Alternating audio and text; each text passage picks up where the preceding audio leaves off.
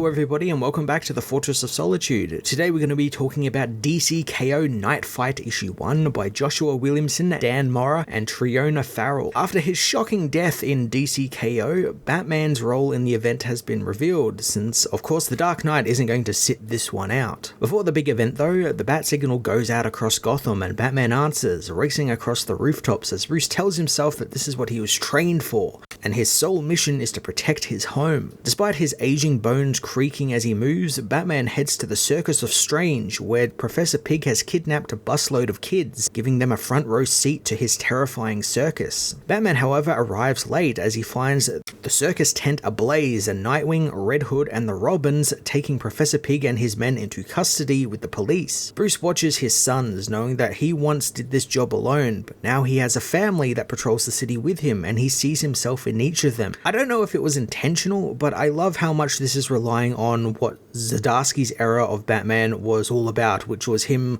learning that he doesn't need to shoulder this burden himself. He has a support network, he has a family who can actually help him. He doesn't need to retreat into himself, quite literally in some cases with Zur-En-Arrh, to get the job done. Williamson is forwarding that here as the Sons of Batman is an integral part of this tie-in. They all factor in some big way in the coming issues. Bruce sees each of his sons as part of a bigger unit, with Nightwing being the leader, Red Hood seen as the rebel and the survivor, Tim is the brains of the group, and Damian is the heart, citing how much his son has grown from being a killer to a healer. Dick apologizes to Batman for beating him there, citing how he trained them all too well. They soon get word of Mr. Freeze attacking Gotham Zoo and head off to thwart another of Gotham's villains together. Seeing his sons work so well together, Bruce begins to wonder, does Gotham still need a Batman? So this isn't a new story. We've seen Batman consider retiring thanks to his sons and the Batgirls and other heroes of Gotham taking up his fight before.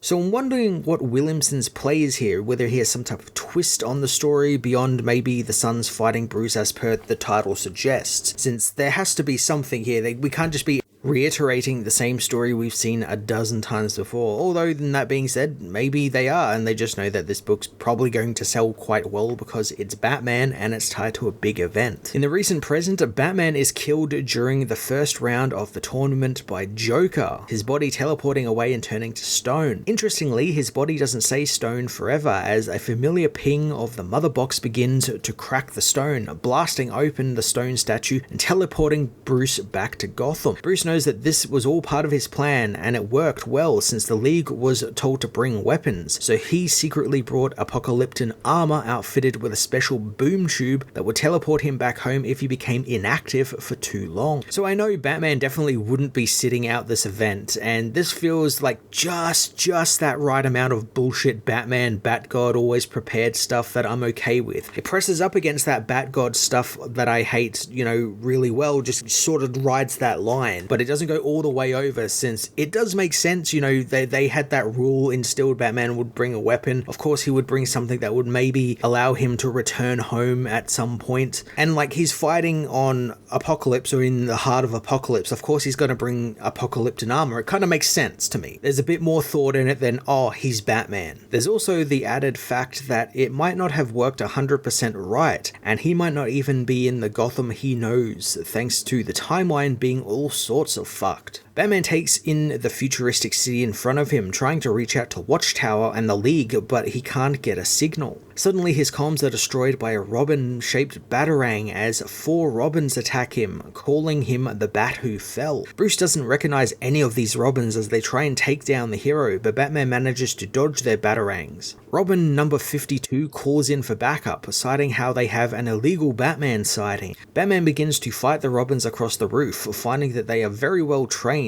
but not by him, as he recognizes the style on how they fight, beginning to suspect who taught them. He realizes that they are trying to herd him into an area, so he decides to get some answers and allows them to do so, taking off across the rooftop. Bruce begins to notice something about the rooftops he is so familiar with is wrong as well, knowing that nothing seems right. He's soon confronted by Dick Grayson, who has become Batman of this Gotham. He tells Bruce that he warned him to stay away, since if he returned, there would be war if he did. I gotta say, I love these designs that Dan Mora has done for the Batman in this book. Dick's costume looks fantastic. We've seen what some of the other Batman look like, and they all look really great. I like that this Dick costume is a bit of a blend of the Nightwing suit and a bat suit. Even Bruce's armor design is great. I like how he's got kind of like a chainmail sort of under armor going on, and it kind of reminds me of his future state dark detective look that he had during that event. Bruce tries to find out how long it's been since the Darkseid tournament, but Dick has no idea what he is talking about, demanding to know if Bruce realizes what he did. Dick reveals that Bruce put himself into the Lazarus pit after his body started giving up on him, and he refused to stop being Batman. And while Dick tried to help him, Bruce rejected him and the others. So what I'm getting here is that this is, and this is just a bit of a theory, but Bruce hasn't obviously returned to Earth that we know of. He's been taken into like an alternate Earth, or he's in his own mind or something, thanks to the boom tube and the Heart of Apocalypse, and he's in a world where he refused help and refused to have that support network that we've seen him getting, and we're seeing the ramifications of a Bruce who refuses to let his body age or die, and he just can't stop being Batman. He's obsessed with it, and it's led to this world. Bruce knows that this isn't what happens since he was in the tournament to stop Darkseid, but Dick believes the Lazarus pit has driven him insane, just like it did Raish, Talia, Jason, and Selina. Bruce is pretty shocked to learn that Selina even went through the pit and is caught off guard by it, so much so that Dick is able to restrain him with a grapple hook. Dick wants to show Bruce what is real and what has happened to Gotham while he was gone. Dick reveals the Bat Tower, a towering monolith of a building at the center of Gotham, as he tells Bruce that both he and him overcome so much trauma, so he thought why not give others the same choice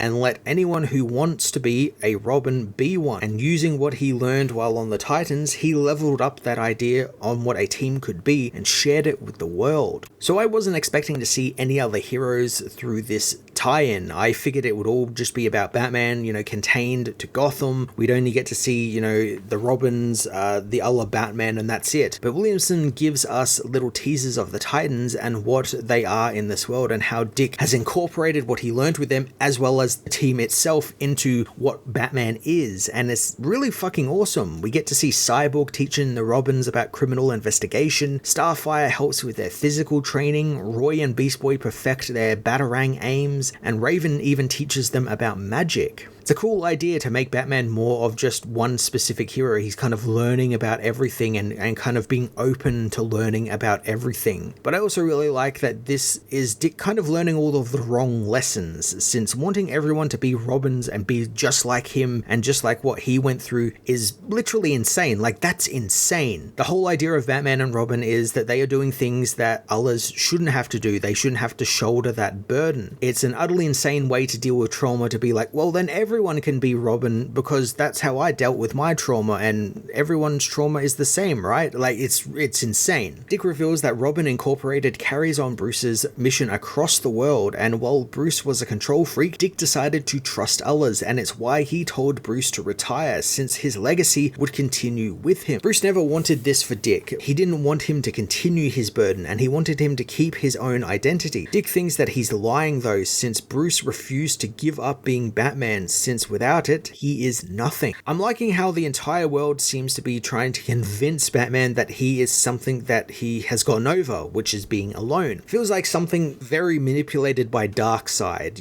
Darkseid is trying to separate and isolate the heroes. We've seen it over in the Absolute books as well, where he's especially doing that to Batman, isolating out the hero, and I have to feel it's because of some long-standing grudge he has against Batman, since the hero shot him during Final Crisis and killed him. It's just something Darkseid's never gotten over. Bruce knows that this is wrong, and he intends on finding out what is going on, but Dick refuses to let him go, demanding that he stand down. Bruce refuses to and decides to remind Dick who trained him. The Batman then begin their big fight, and Bruce laments how he never ever wanted to fight his family, and while at first they are evenly matched, Bruce finds that Dick's skill far outweighs his own. During the fight, Bruce tells Dick that if he really is Dick Grayson, that he would know that Bruce Wayne never stands down. Batman manages to grab Dick's cape, ripping it off his back, but Dick doesn't care since he learned to fight without one, and really he only wears the cape out of tradition. He hits Bruce in the face with his baton, proclaiming that he is the better Batman than him, and it's all because people trust him and he doesn't lead through fear like Bruce did. So there's a slight bit of slide writing here where I guess it's kind of to appease the people who probably get really upset that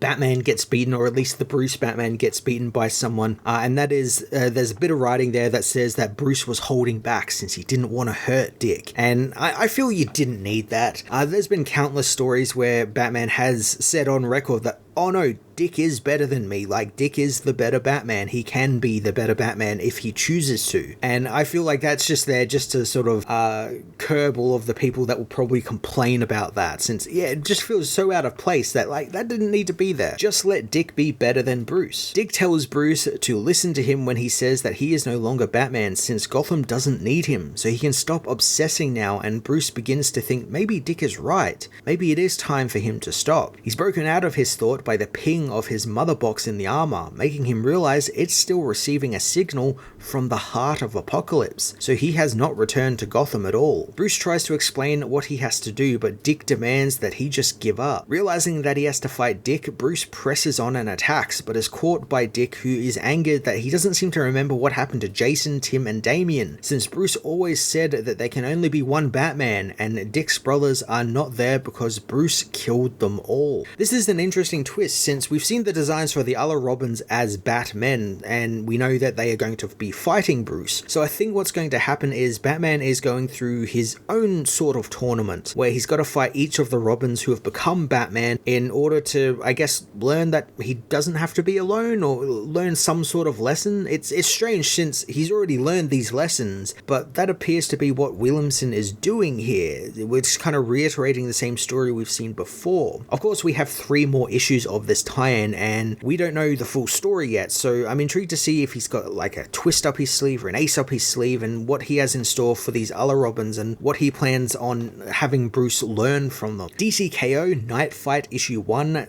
set up an interesting premise for Batman's role in the DC KO event, separating him out from the main event and giving him his own journey exploring his role as Batman and the legacy he is leaving for his sons. So far, he's not really doing anything that he hasn't already done before, especially when it comes to Batman learning he needs help from time to time and have that support network, but I'm sure Williamson has some sort of twist in store for us in the next 3 issues that will connect it back up to DC KO as that event continues. I'm going to give this issue a 7 out of 10.